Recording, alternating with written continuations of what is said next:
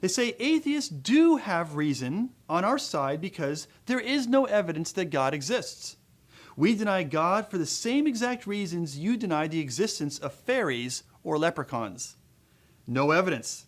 In fact, God is really just a powerful fairy, an invisible being that wields magic powers. There is no more evidence that God exists than there is for Zeus. Now, when I hear a challenge or a claim like this, this particular kind of claim tells me more about the person who's raising the challenge than it does about the actual state of whether there's evidence for God's existence or not. And that's because whenever I hear someone make this really incredible claim that there's no evidence for God's existence, or that belief in God is tantamount to belief in fairies and leprechauns, I think this is a person who is not being intellectually honest, has not done their due diligence, or is just being intellectually lazy. One of these things must be true. So the first step in you responding is simply to insult someone as opposed to actually addressing your position's noted absence of ability in supporting their position. The fact that this person has not seen a credible argument for the belief in a deity which is supported by credible evidence is not a poor reflection on them, but rather of theists everywhere. Historically speaking, your religion has spread their ideas through violence and indoctrination, when your religion could have focused upon presenting a reasoned argument, but it didn't do so. When it comes to secularism, I absolutely take responsibility in the fact that we are not doing enough in any way to educate people to give them the critical thinking skills needed to fact-check your beliefs. But I have personally interacted with the arguments presented on your channel for years now, and found them to fall short just as with every other apologetics group I deal with. Currently, there is no evidence for God that is not reliant on philosophical fallacies or scientific ignorance that is widely recognized. If you have some, I'll be glad to see it, and so will the person writing the letter. Look, I don't believe that the Quran is the word of God, okay? Now, would I say that there's no evidence to believe that the Quran is the word of God? No, I wouldn't say that. Because I've investigated what are the claims that the Quran is the word of God.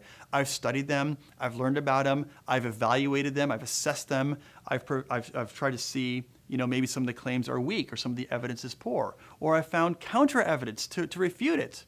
And so based on that assessment of the evidence, I felt like, no, there isn't enough evidence to warrant belief that the Quran is the word of God.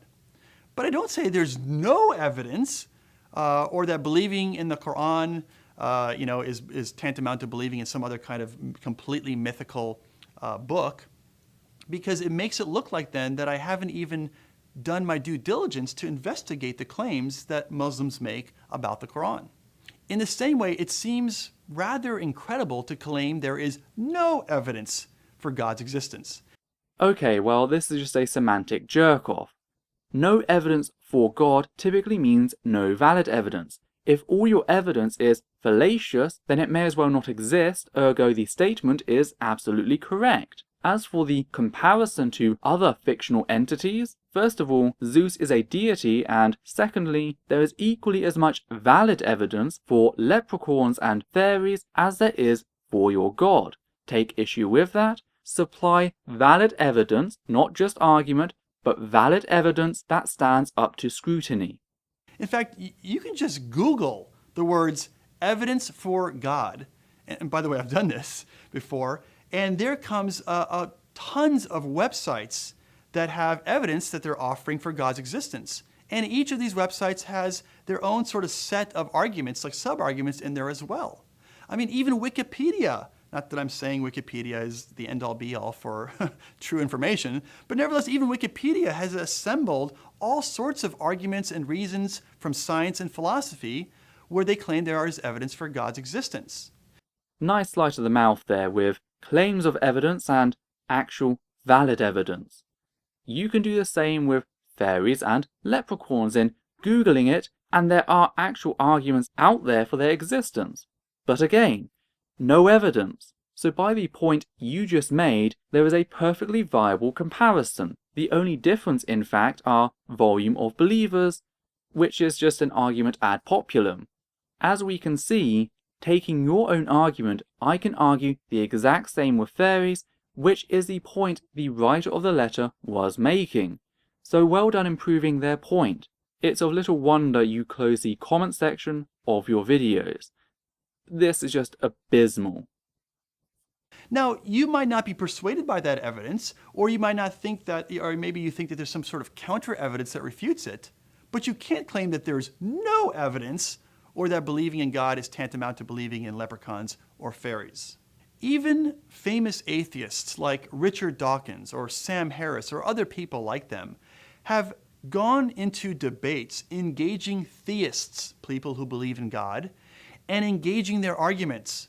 Why? Because there's a presumption that theists have reasons for why they believe in God. They have evidence from science or philosophy or other sources that there is a God. And of course, these atheists are trying to engage those arguments, show that they're mistaken, or provide counter evidence. Why? Because there's a presumption that there is at least some evidence for God's existence, even though they may not come down with the conclusion that, yes, there is a God. No.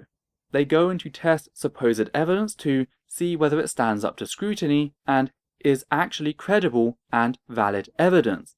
If not, the evidence is refuted, i.e. shown not to actually exist, but rather be the fabrication of poor reasoning and illiteracy.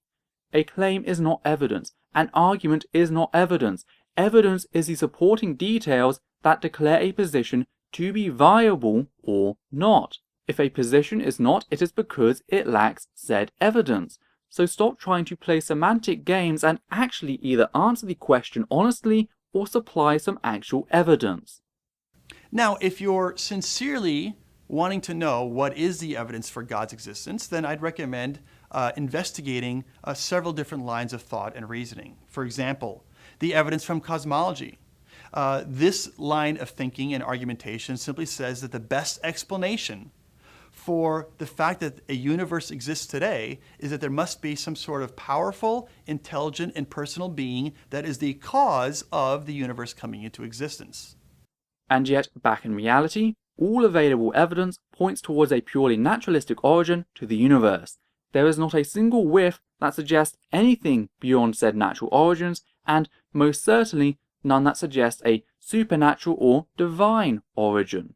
So if all the evidence points to a natural origin, and your claim is that of a supernatural one, that means there is no evidence to support your claim in cosmology, ergo, your hypothesis lacks any and all basis. Or, for example, the evidence from design.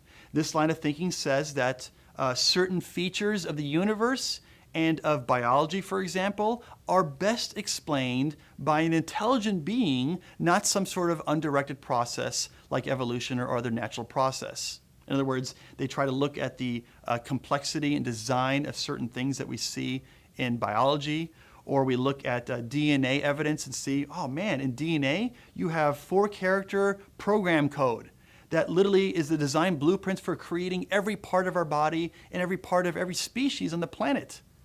And you don't normally get program code, like for an app on a smartphone or for an operating system on a computer. You don't normally get that program code by chance. So there must be a programmer who produced that code. And in the same way, they say, well, there must be a programmer that put in the code for DNA as well. And so again, I'm not trying to lay out the entire argument here. I'm just simply saying the evidence from design is another line of thinking that you can investigate to see what is the evidence for God's existence from design.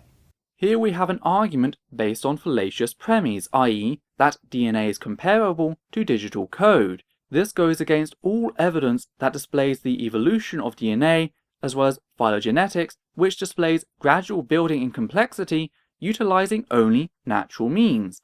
Ergo, if your quote, evidence is fraudulent, being reliant on scientific ignorance, then it is not actual evidence.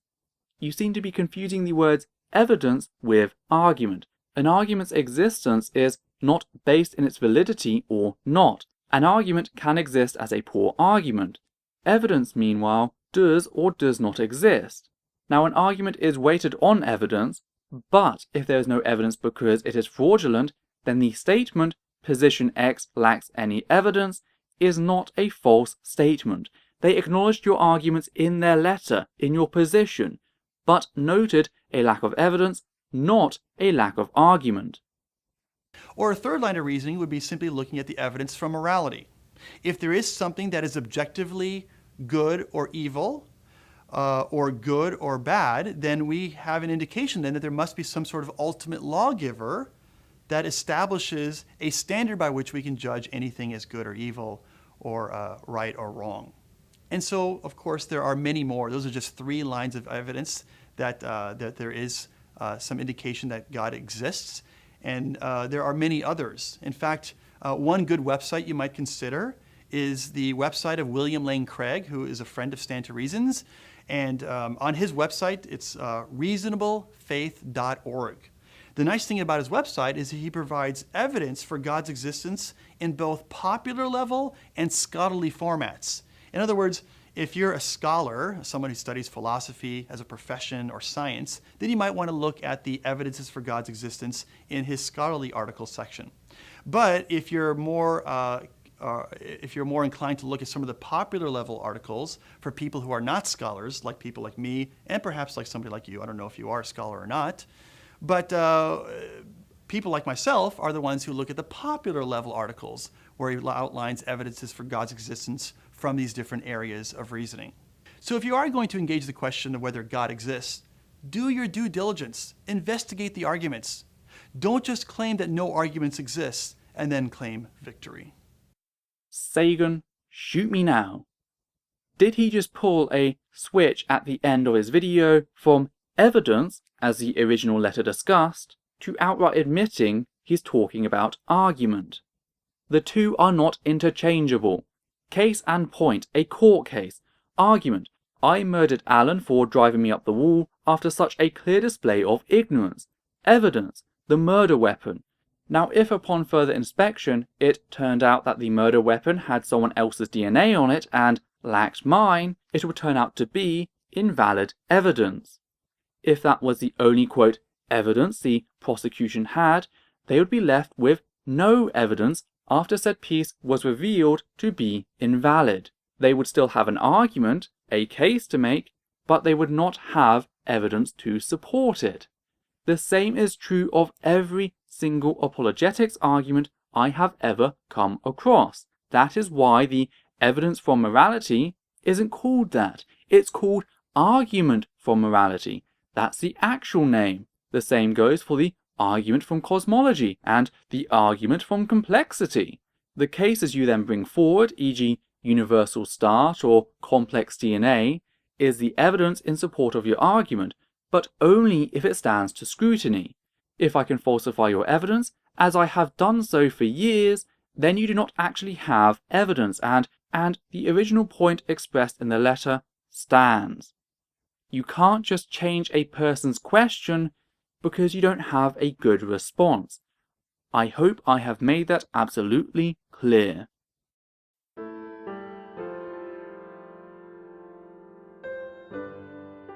There are a few things which I'd just like to add here at the end of this video. The first is a massive thank you to everyone who has ever donated to me via Patreon.